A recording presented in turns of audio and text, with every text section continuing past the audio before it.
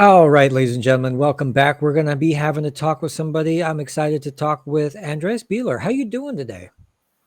Thank you very much for having me, Chris, on the show. Doing well, thank you. Always nice to have good people. Professor Andreas Beer, one of the leading scholars examining the intersections of global capitalism, labor struggles, and social movements. Your work has consistently illuminated how the architecture of neoliberalism constrains the democratic possibilities while simultaneously shaping the terrain for our collective resistance. Your analysis of geopolitics, class relations, and the political economy of labor provide a crucial lens for understanding today's overlapping crisis, which, oh man, do we have a lot of Venn diagrams overlapping of just pure misery and sadness. Um, your recent work on the geopolitics of global capitalism, you're highlighting the structural constraints of neoliberalism, which are becoming apparent for anybody who's not sleeping. How do you see the global current economy shaping both opportunities and limitations of for social stuff, labor movement, stuff like that? Yes, I think it's a good vantage point to start on in order to look at these multiple overlapping crises, as I would call them, because ultimately they set the structural scene within which agency takes place. And what we experience at the global economy level is really a crisis of what people refer to a crisis of overaccumulation. So there's an enormous amount of private profit sloshing around in the system, desperately searching for profitable investment opportunities and increasingly being unable to do that. And this is then a moment, of course, when, okay, how do you cope with that situation? Well, you may perhaps buy back your own shares. Large US transnational corporations do that. But ultimately, you entered this crisis of overaccumulation where there's a lot of finance which looks for these profitable investment opportunities. There are lots of workers who look for jobs, but the two can no longer be brought together gainfully. And that really underpins then also all kinds of crises which are resulting from that. Yeah, and they're kind of creating domino effects of each other. As one gets worse, it reinforces the other, feedback loops and stuff. Same with the biology of climate change we're seeing. Uh, So, given your research on labor movements during the poly crisis, what lessons can contemporary unions and social movements draw from historical struggles? What have we done before that has worked, and will it work now? yeah, so it's important to look at labor, but before we do so, perhaps I think one thing to point out is that what we experience at this point in time is that this crisis of overaccumulation at the global level has increased geopolitical tensions, and that's of direct consequence for labor movements, of course. And I think we can see, for example, the Russian attack on Ukraine, invasion of Ukraine, as part of these geopolitical tensions. We can see the increasing trade wars over tariffs between US and China, but also the US and other parts in the world as a key aspect of that. And of course, the genocide in Gaza, I would argue, is also part of this intensification of geopolitical rivalries. And that's a direct consequence of this crisis of overaccumulation. It doesn't mean that, oh, there's this crisis of overaccumulation, therefore directly the war in Ukraine happens. This is conjunctural, but the rising geopolitical tensions are a result of this crisis.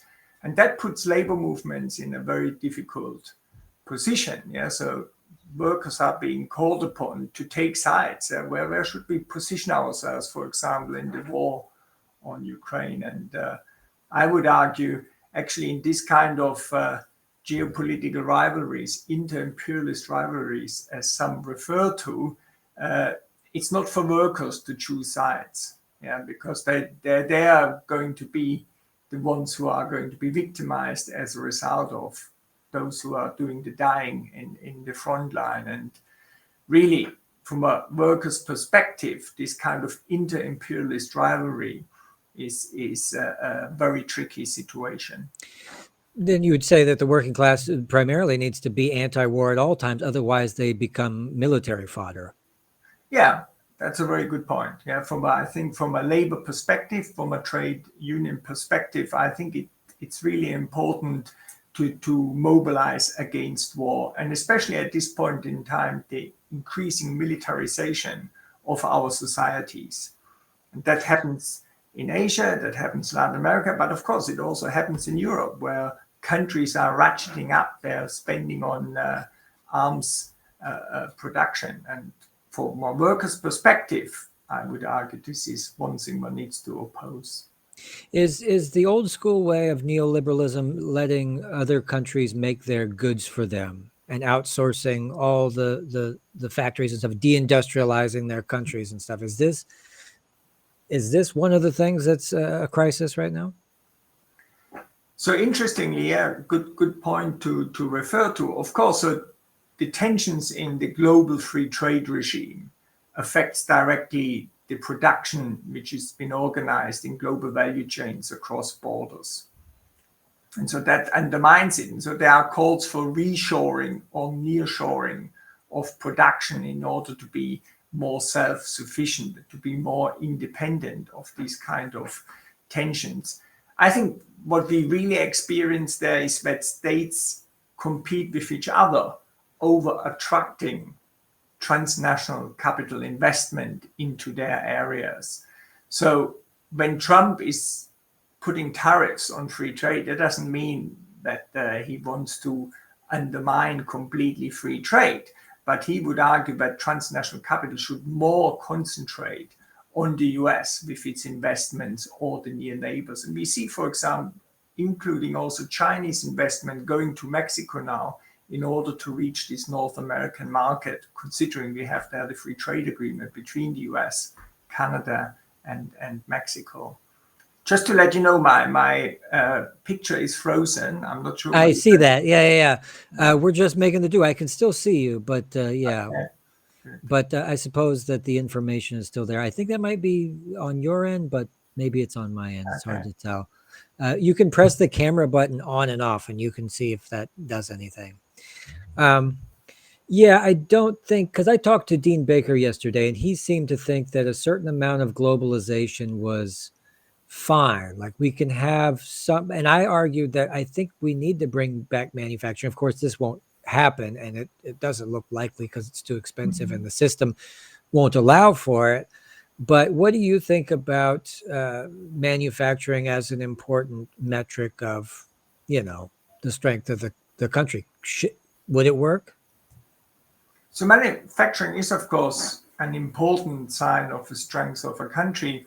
What has happened that a lot of the kind of labor-intensive manufacturing has been, of course, transferred to cheap labor locations in the global south. So Southeast Asia, Asia in general, has become the kind of workbench of the global economy. In the West, we have focused increasingly on services. What we can observe at this point in time, rather than having this kind of reshoring or nearshoring of production, if manufacturing can be brought back to the global north, such as, for example, in the production of PCs or Apple phones and all these kind of high technology goods, which certain parts of the production depend a lot on cheap labor. Labor is just too expensive in the global north. So what we might see is there's an increasing automation of production. Yeah, but the idea that we bring back a lot of high qualified jobs to the global north through these strategies, I think is highly doubtful. At the same time, we also see increasing automation of production in the global south itself. So there's this phenomenon of increasing surplus labor, which is just unable to find profitable employment. And that leads back to this crisis of overaccumulation. You have got lots of private profits looking for profitable investment opportunities. You've got lots of workers looking for employment, and the two just can't be put back together productively. Yeah. It doesn't seem like it's going to happen. But going back to this overaccumulation, too much capital, monies, factories, commodities. Is there any? Well, how is China doing in comparison? Do we know any? What do you know about China? And is it taking a different approach? How's that working? Yeah, interesting question. And also on the left, a lot of people look at China as a progressive alternative. I would regard China more as a kind of a different system of capitalism. So it's more kind of a state-led capitalism where the state is more active in organizing production and accumulation. But it's nonetheless capitalist. It's not, as we might have it more in the West, as a free market capitalism, but it's state-led capitalism. And observers of China point out that China too experiences this crisis of overaccumulation. So the Belt and Road Initiative, for example, is also an avenue for Chinese capital to invest surplus capital in these projects of organizing these corridors across various countries from Asia to Europe. So in a way, China has, of course, come up enormously, but ultimately experiences the same kind of capitalist crisis tendencies as would capitalism in the West or global capitalism as such. And sometimes we see it as this rivalry between, oh, there's China and there's the US. But actually, if you look at transnational capital, it's very closely interrelated. So there are big Chinese corporations which have a stake in BlackRock, for example. Yeah? So, of course, there's competition, but there's also very tight interlinkages between these transnational capital class fractions. So the same reasons that we don't really attack Saudi Arabia, or Saudi Arabia doesn't defend Gaza ideologically because of being the same religion or from the same. It's because they speak the most important language between each other, the language of money. Yeah, exactly. So how do neoliberal policy frameworks, including the decent work agenda, reinforce structural inequalities? And what gaps are existing? The ability to what are we going to do to protect workers? I mean, obviously we need a complete overhaul, but you're saying that we don't want to be exactly like China because it's just a sort of, it's the same system, just it's like a generous liberalism that they have a strong safety net, and yet the capital markets are still allowed to do whatever they're doing. And then you also have right now, solar panels, for instance, are being overproduced. Now, somebody would argue that that's actually good because it brings the price down so low that they're cents on the dollar. But right now, China has also overproduced housing. So isn't it a good thing sometimes to overproduce, or am I missing the picture?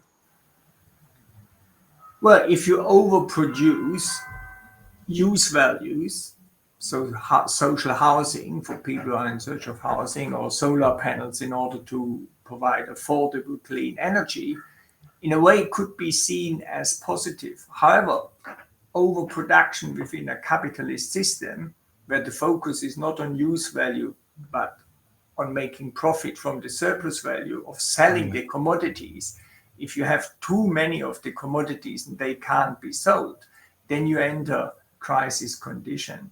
And I think you mentioned China and the kind of provision it has for its workers. Actually, millions of migrant workers in China are heavily exploited. Some people would say super exploited in these large manufacturing complexes. So I'm not convinced that the Chinese workforce is benefiting a lot from the system, how it's set up. Now, it's interesting that you mentioned the decent work agenda.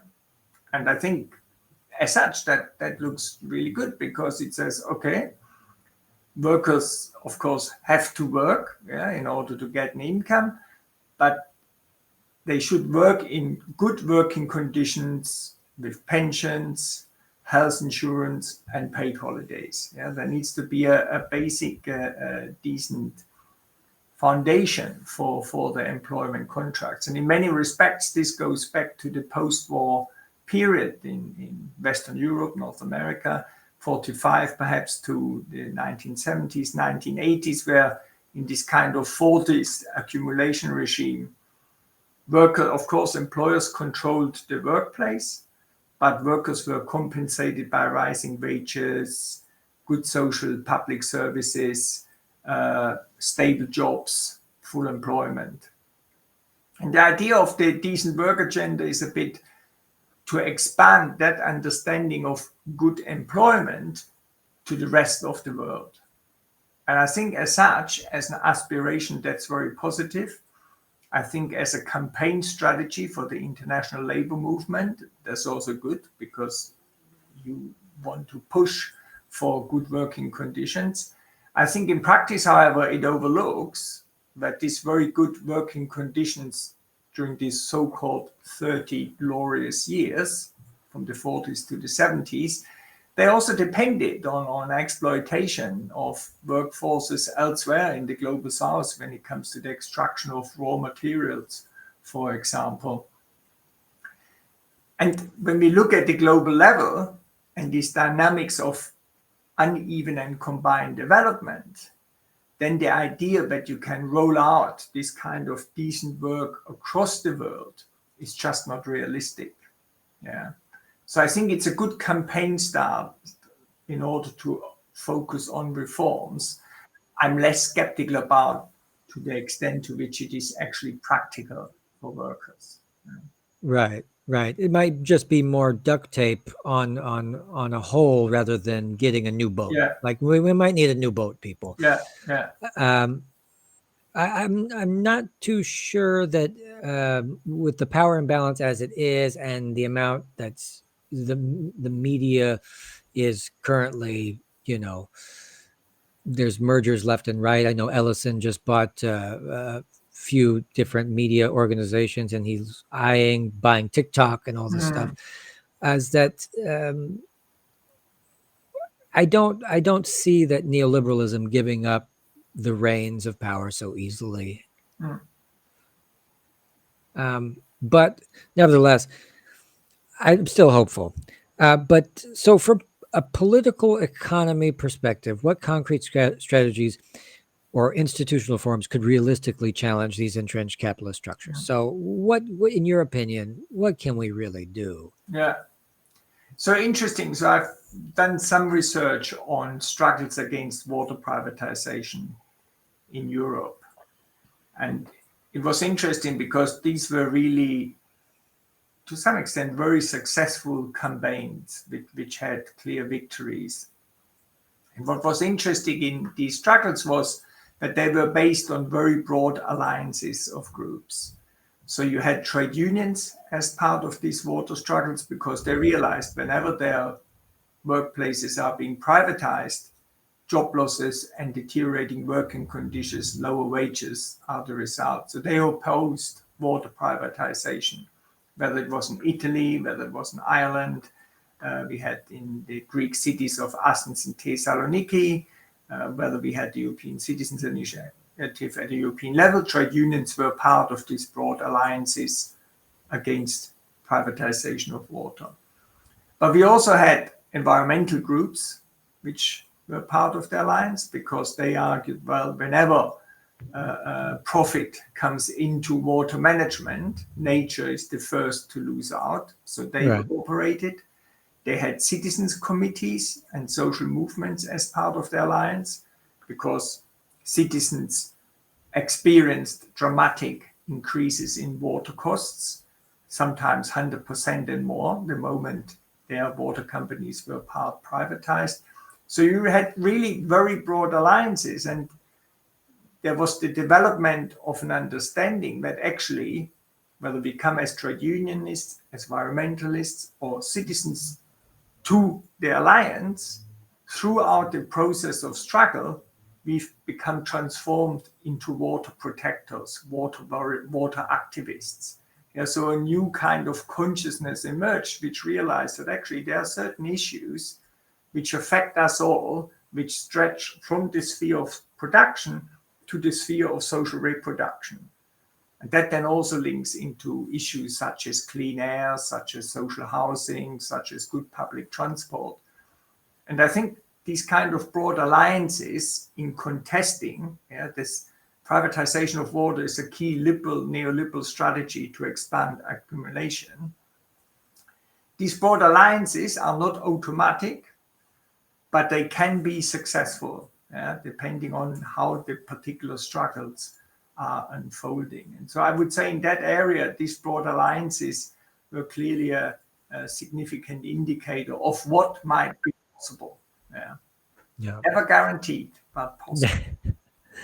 Never guaranteed. You never know what people are going to really do. Right. I think if the left is unable to adopt the same, lowbrow, mischievous sort of underhanded tactics as the right uses in order to seize power, by nature, the left has a hard time organizing and a hard time convincing people that just do the practical thing and also do the thing that's more ethical. But in reality, people opt for no, let's do the thing that's the bloodiest and the worst for the environment. And let's just see how many people we can kill.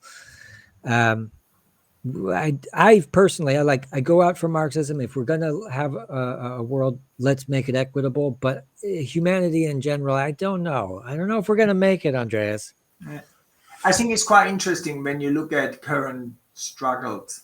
So, for example, the person of Greta Thunberg, the fact that she was so visibly involved in the flotilla and in the support for Palestine. And she's, of course, just one well-known figurehead, but a lot of activists very similar to her are clearly able to make the links. They realize that climate change and the way of how the environment is being ravaged as a result of our economic system is also closely linked to this kind of indiscriminate violence, which is meted out in the genocide. And so activists themselves, they see how the different crises are being interlinked. In the UK, during the Black Lives Matter movement, we had no climate justice without racial justice. So people make these links in their activism. And I think that's a sign of hope. Again, no guarantees, but that's where I would see then these broad alliances also come from. I do. I like to see that. And Greta Thunberg, she was, I think, used to a certain extent by corporate interest, by the neoliberal establishment at the beginning to say, yeah, we care about climate change. I think there was, at least they put her in the paper and kind of put her up on this pedestal, but now it's backfired and she's anti-imperialist. It's like, go girl, you get them. And we don't have many other people now because the ecosphere of attention is so fractured now. And of course they're going to buy up all I wrote an article a few years ago. The median age for people who watch Fox News, CNN, and MSNBC are 70. So this is an archaic thing that they're going to gobble up and try to control. And then the tech companies, on the other hand, are going to do their best to believe. But I still see Palestinian stuff in my social media. So there's still some hope there. So getting into the dialectics of it, I love this word. Marxists love to talk about dialectics. The dialectical matrix of class, gender, and race suggests that axes are deeply intertwined in our global economic process. This is what we were just talking about. And I'm sure the word neoliberal was mentioned on a bunch of those boats out on the water. What do you think about intersectionality, and is there any limitations to what we should be advocating for? Because I'm also vegan. How are we going to integrate intersectional strategies? I think the strategy in getting to the people is the thing that interests me most. So I mentioned at the beginning this crisis of overaccumulation in the global economy at this point in time. But that of course relates directly to the wider capitalist structure within which we operate. I think equally, we also have a kind of a patriarchal structure of oppression along gender lines. And we also have a kind of a racist historical structure, racial historical structure of coloniality.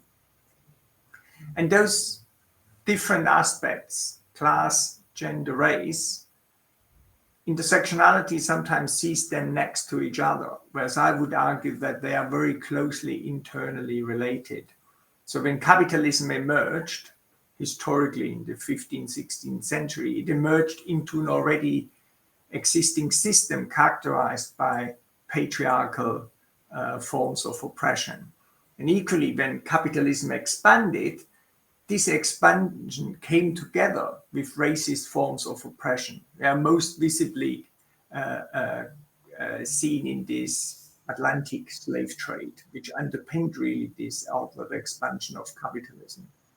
So capitalist exploitation is internally related to patriarchal and racist forms of oppression. And that, of course, makes it very difficult to tackle. But at the same time, I would argue that also implies that any kind of resistance to patriarchal forms of violence, including domestic violence, for example, are also moments of struggles which contest capitalist accumulation. And my call to the labor movement, for example, is nowadays trade unions do argue that patriarchal oppression at the workplace is not acceptable, patriarchal forms of violence, gender violence. But I think trade unions need to go beyond the workplace and think, okay, if we combat that at the workplace, we also need to tackle it outside of the workplace. And equally, racism. Yes, of course, there should be no racism at the workplace. But if I'm as a trade union operating and I'm opposed to racism and exploitation, then I also need to be involved in struggles against racism beyond the workplace. So in the UK, for example, we have at the moment a lot of struggles with racist groups opposing migrants who are housed by the government in hotels. And so it's very, very nasty demonstrations by these far-right groups outside of these hotels housing migrants. And I would argue a trade union, if you want to engage with the wider struggles, you also need to be present there and counter these anti-migrant demonstrations. And equally, of course, that will then allow you to have contact with groups which focus on countering these anti-migrant protesters. And so that allows you to make your struggles at the workplace visible to wider society and show how those struggles are actually interlinked. That's what I argue then you have this dialectical internality between class, race, and gender. And I guess there are other ways that typically and historically, is this true that if you change the economic system and you promote, I know that communist countries used to promote multiculturalism in their murals and in their propaganda.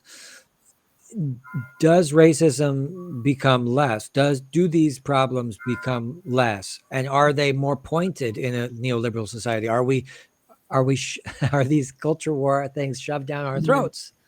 What do you think? So I think within our capitalist societies, our neoliberal societies,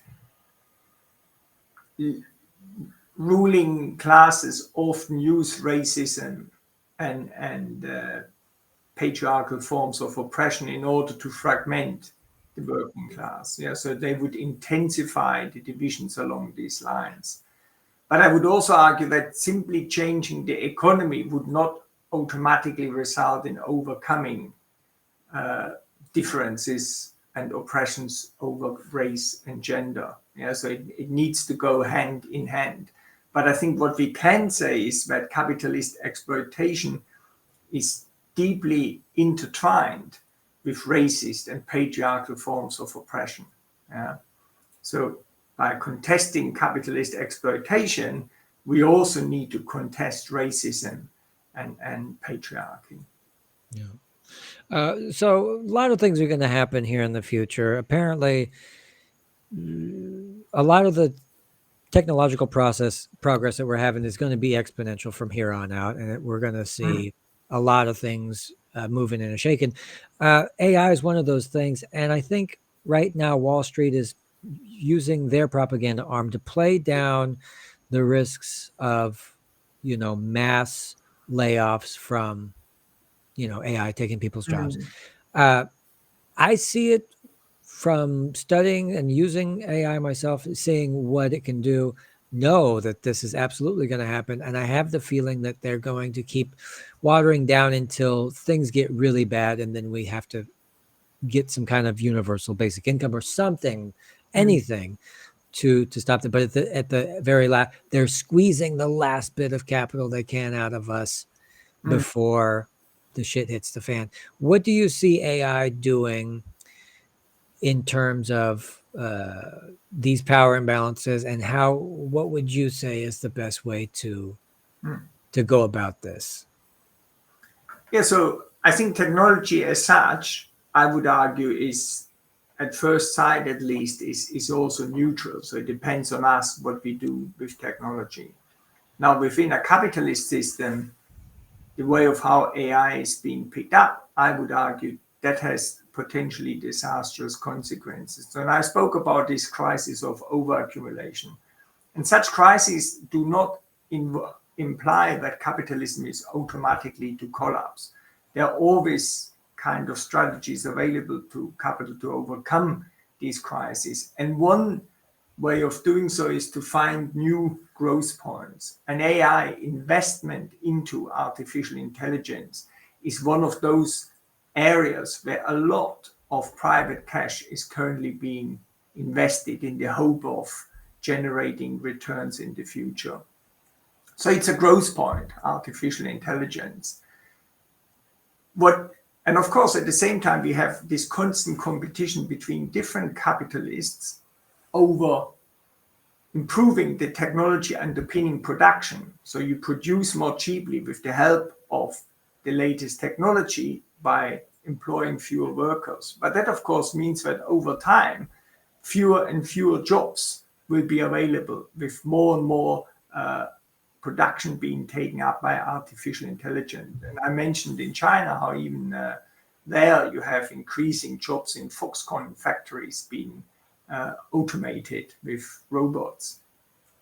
And that, of course, then intensifies the crisis, because the fewer workers you have with a salary, the fewer people there are who can actually buy all the produced products. Yeah? And then that's where then this universal minimum basic salary or basic income may come in then into a discussion. Yeah, how can it go on?